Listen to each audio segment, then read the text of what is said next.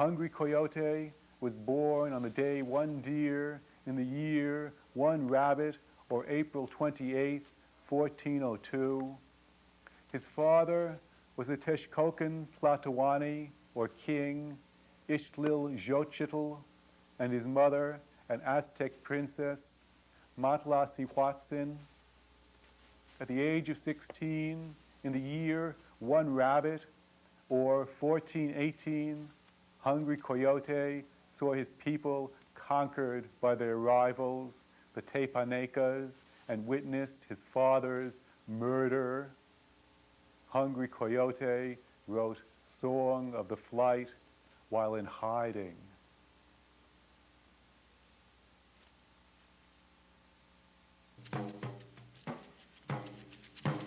O nen, no Tlacatl, O nen, no Quetzalco.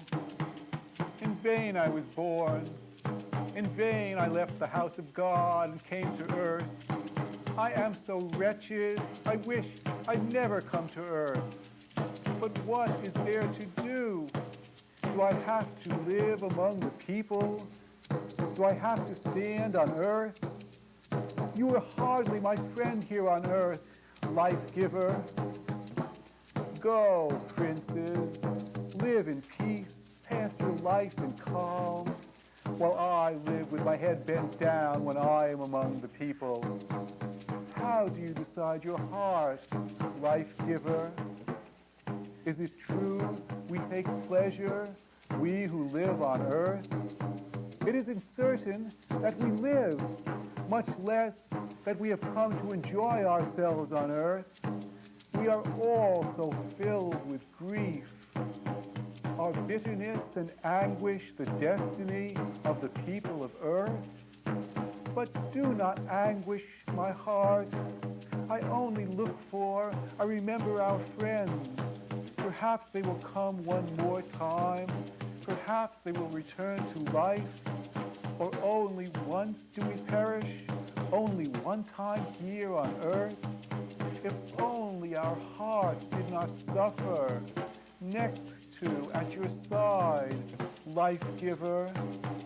Itlakanawak, inipal nemohua.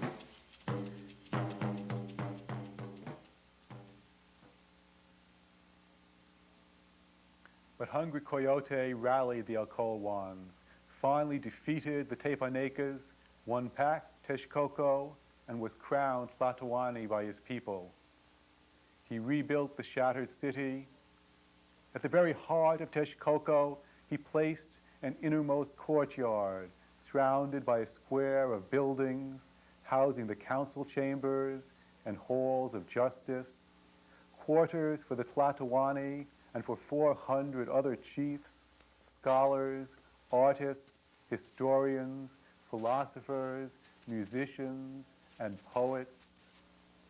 In a large hall nearby was the university, whose library of hieroglyphic Amashli books was the greatest on the continent, later burned when Cortez and his barbarian invaders occupied the city.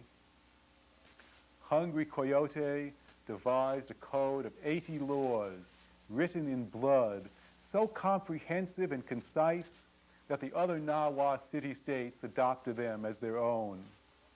He organized a form of government by councils. The Council of Justice, the Supreme Court of the land, had seats reserved for common citizens. The Council of Music was directed to encourage art and science. On certain days, new works of poetry and history were presented before it by their authors. In the innermost courtyard, at the very center of Texcoco, the philosopher poets debated in the dialogue of the songs. The Council of Justice awarded prizes for merit, while the willful falsification of historical truth was punishable by death.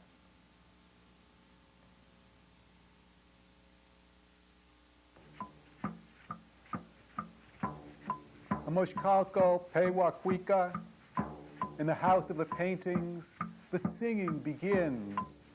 The songs resound, scattering flowers, bringing happiness. Over the flowers, the pheasant's song unfolds. Inside the waters, red birds respond. The song scatters flowers, brings happiness.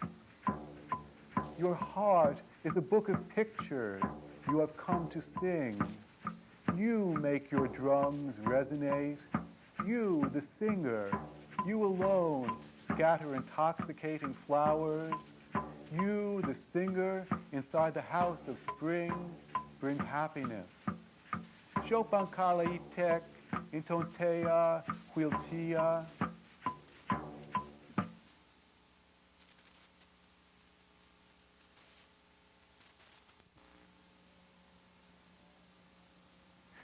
But with the rise of the Aztec city-state, Mexico, Tenochtitlan, came their obsession with the heart sacrifice, which spread as their ascendancy spread throughout the entire Nahua world. And even in the city of Texcoco, the city of Toltec wisdom, a temple was built to Huitzilopochtli, master of war, who demanded human sacrifice, which sickened Hungry Coyote. And he struggled with the priests of Huitzilopochtli, just as 200 years earlier in the Toltec capital, Tula, the Tlatoani, Quetzalcoatl, Topiltzin had combated the priests of death.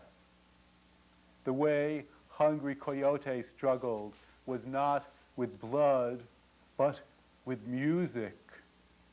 Directly facing Huitzilopochtli's stairway to doom, Hungry Coyote had his people build another pyramid, another coup, and on its top, a tower 9 stories high, each for one of the 9 heavens. On the 9th story was a chapel filled with musical instruments to call the people to consciousness. And then a 10th story with a black roof gilded with stars on the outside, and gold, gems, and precious feathers within. This temple he dedicated to Tloque Nawake, the unknown God, the God of causes, the master of the close and the near, the Lord of the with and the by, he who invented himself, the giver of life, who is as night and as the wind. No image was allowed in this temple, only flowers and incense, and no sacrifice of blood. For this, the people called Hungry Coyote the second Quetzalcoatl.